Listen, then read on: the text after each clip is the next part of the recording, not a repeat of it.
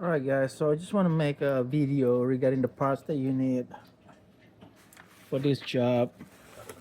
That way, it make it easier on you guys and easier on me with the correct tools and parts. So the number one thing that you need to remove the injector and the injector line kit.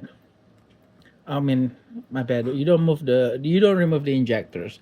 Just the injector line kit. Is this store right here. That, and this is another one right here for if you plan to use and remove the injector, but for my case I just used the long one right here.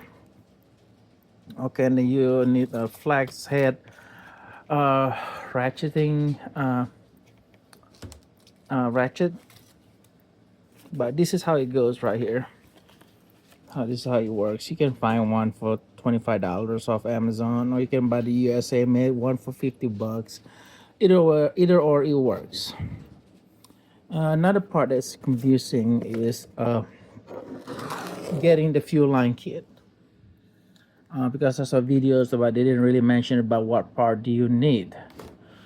So there's a lot of variation. I don't know why, but if you look at here, this unit, this part right here, this is for cylinder 1, 2, 7, and 8. And then if you hit the same part number, except you hit B, that will be for cylinder 3, 4, 5, and 6. Now if you look at the diagram here, where'd you go? You look at the diagram here. So here's the front, this is driver's side. So 5, 6, 7, 8. So if you correlate with the fuel line kit, you need 2 of each on that side. So you need 2 of this.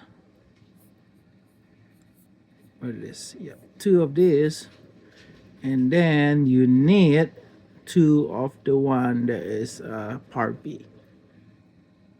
Don't make the same mistake like I did and buy just this part, but bought it for 4. I didn't know that is different part number is mixed together. Another thing that's confusing is this thing comes with a bolt, washer, whatever, and it only costs $16.76. Now if you actually go to the dealership or call them up and ask for the part number, they will refer you to this part right here.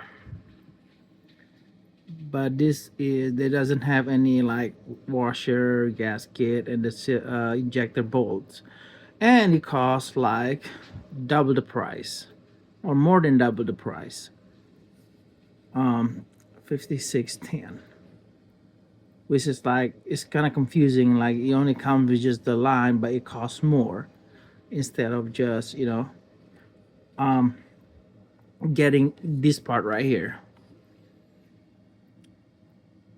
All of them fit. If you put your VIN number, even if it's 2020 model, it's still gonna fit. But yes, take note of that. The part number for the fuel rail, again, like I said, make sure it's the one for 2020 to 2022. I think 23 and above use a different part number as well. Remember the cylinders where it's located. That way you can get everything in order and do it in like less than 1 day. Right now I can't finish it because I'm missing the part that is right here, that is part B. So yes, just be aware of that and stay tuned.